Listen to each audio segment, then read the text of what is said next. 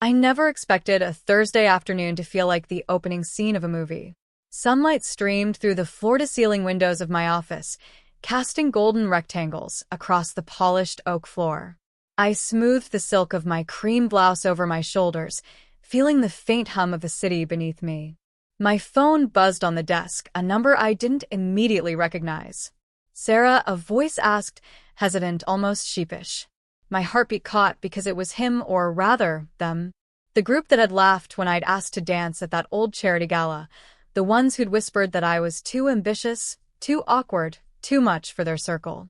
I hadn't thought about them in years, not since I walked out, head high, refusing to let their dismissal define me.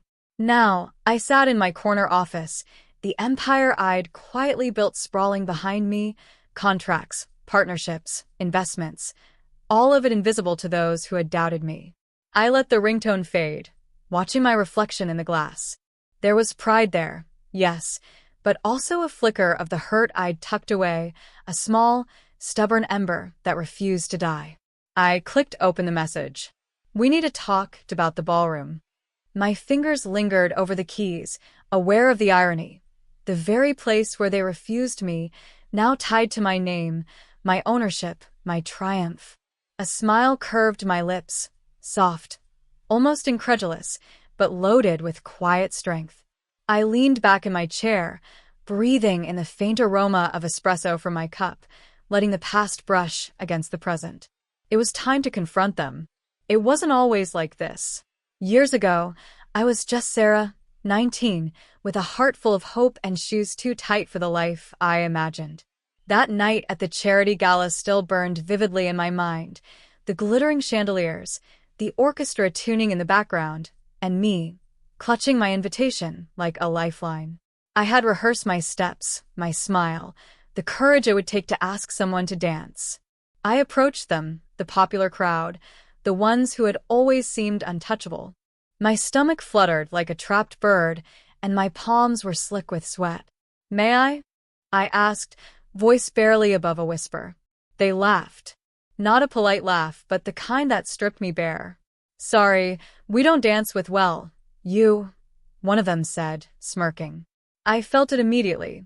The sting, the lump rising in my throat, the shaking of my hands as if my body had betrayed me.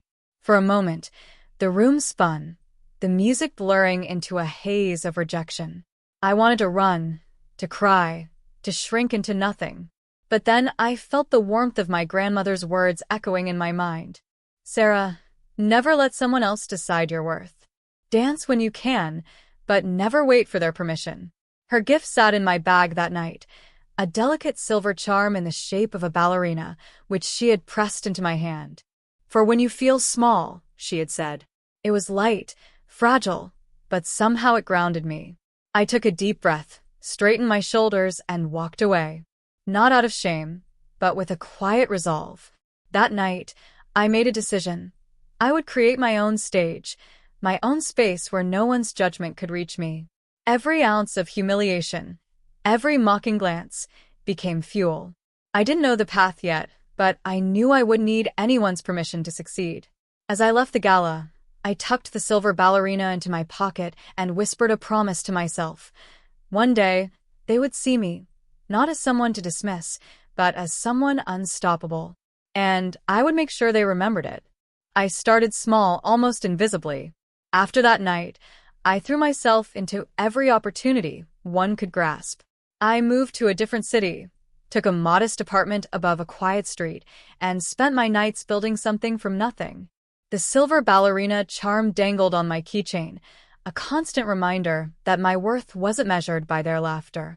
I found a mentor, an older woman named Margaret, who had built her own events company from scratch. She saw in me what others had dismissed. "Talent isn't enough," she said one evening as we pored over contracts in her dimly lit office. "You need grit and you need strategy. You have both, Sarah. Don't waste them waiting for anyone to notice." Her belief ignited a fire I hadn't realized was smoldering. The beginning was brutal.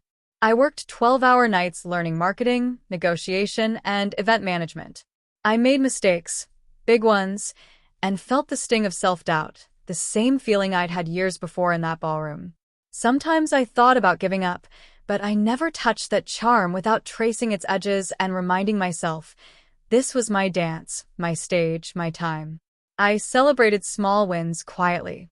My first paying client, a local boutique looking to host a fashion show, felt like a revolution. The first large-scale event I pulled off successfully, I didn't even post about on social media. I wanted no accolades, no recognition from the people who had doubted me. Every small victory was a step toward the independence I craved, a brick in the foundation I was building for a life they couldn't dismiss.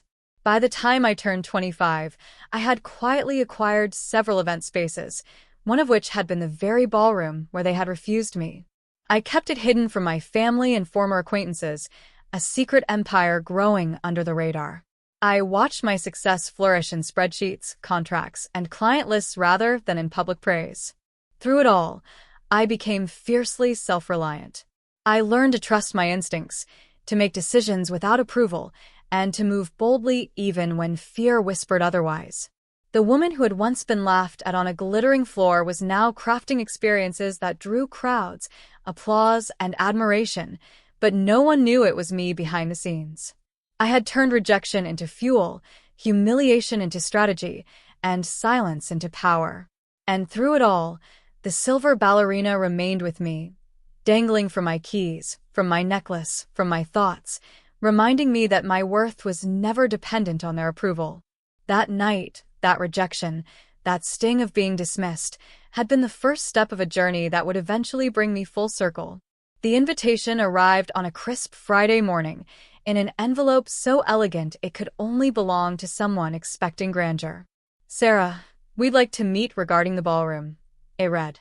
My pulse quickened, not with fear, but with a familiar, delicious irony. They had no idea who I had become. I prepared the space meticulously. The ballroom gleamed like a jewel. Polished hardwood floors reflected the soft chandelier light, and walls were adorned with commissioned artwork that told the story of my journey.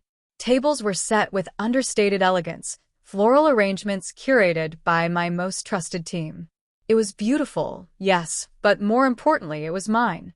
Every inch of it was a testament to the years of sweat, mistakes, and unyielding determination. When they arrived, I greeted them with a composed smile. Faces that once held disdain now shifted in curiosity and mild suspicion. Their eyes wandered over the space, their steps hesitant on the flawless floor. I could see it, the unspoken calculations, the doubts, the vague recollection of a girl they had mocked years ago. I allowed silence to stretch, letting them absorb the reality before I spoke. They lingered near the entrance, glancing at the chandeliers, the bespoke seating arrangements, and the subtle but unmistakable signs of ownership. A discreet plaque by the door, a stack of contracts on the corner table, and a logo engraved on the center of the parquet floor. Finally, I spoke. My voice calm, clear, and unwavering. "Welcome," I said. "I own this ballroom." The words hung in the air, and I watched as recognition dawned on them. Slow, humiliating, and complete. One of them stuttered, We thought you were?" I smiled, the kind of smile that carries both kindness and authority. Struggling? Unsure? Invisible? Yes, that was me once. But I never let your dismissal define me. And now, the ballroom you refused me to dance in is mine. The room went quiet. They moved, uncertain, like intruders in a space that had been off-limits to them for so long. Shock registered on their faces, mingled with guilt, disbelief, and, finally, respect. I let them feel it. I let them see the woman I had become. Confident, poised, successful, and unshakable. "I imagine you came thinking this would be an easy conversation," I continued. "That I would still be the same girl who took your laughter personally. But you were wrong. Every moment of rejection, every dismissive glance, only fueled the person standing before you now." They looked at me, mouths slightly open, eyes wide. I didn't need to say more. The transformation was clear. This wasn't just about owning a ballroom, it was about owning my narrative, my power, and my life. I let the silence linger a moment longer, letting them sit with the weight of it before moving on to the next part, where my conditions, my rules, and my vision for the future would unfold. I watched them fidget in the plush chairs, a mix of awe and unease lingering in the air. The power had shifted, and now it was mine to wield, not out of spite, but with purpose. I leaned against the grand piano at the edge of the room, letting my gaze sweep over them. Before we talk about anything else, I began. There are some conditions. Their eyes widened, anticipation and apprehension mingling like two dancers in a tense ballet. If you want to be part of this, I said, to work with me, to be in this space that I built from the ground up, you'll need to change. First, leave behind any toxic habits, those moments of doubt, mockery, or disrespect that you used to throw at me and at each other. I won't allow it here. One of them opened their mouth to protest, but I raised a hand, stopping them. No negotiations. If you want a seat at this table, you need to earn it with integrity, not entitlement. I continued, my voice steady but warm. Second, pursue something meaningful. Don't waste your talent waiting for someone else's approval. The opportunities are endless, but only if you're willing to work for them. I will help guide you, but only if you show initiative and dedication. Laziness and entitlement have no place here. There was a pause. The realization that I was serious, unyielding, and capable of supporting growth, not just administering judgment, seemed to settle in. I let them feel it. And finally, I added, respect the journey. Everyone here, including me, has fought battles you don't understand. Your past mistakes don't define you, but repeating them will cost you access to this space, to this team, to these opportunities. I looked at each of them individually, letting my gaze convey both compassion and authority. I wanted them to know this wasn't revenge. It was a chance for them to evolve the same way I had. Growth was possible, but only under my terms. My conditions weren't arbitrary. They were bridges from their past selves to the people they could become, mirrors of the lessons I'd learned in silence over years. By the end of the conversation, I sensed the subtle shift. The arrogance that had once filled the room was replaced by a tentative respect. They were no longer the ones in control. I was. And I felt something profound, not triumph, but empowerment. The ballroom wasn't just mine because of ownership.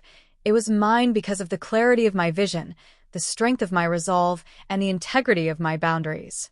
For the first time in years, I felt the true satisfaction of victory, not a fleeting moment of vengeance, but the quiet, enduring power of a woman who refused to let the past dictate her life. And for the first time, I realized they could only enter my world if they were willing to match the standards I set, and perhaps, just perhaps, they would finally understand what it meant to dance on their own terms.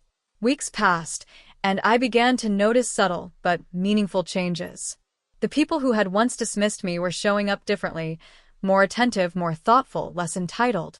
They embraced my conditions, not because they had to, but because they finally understood the value of growth.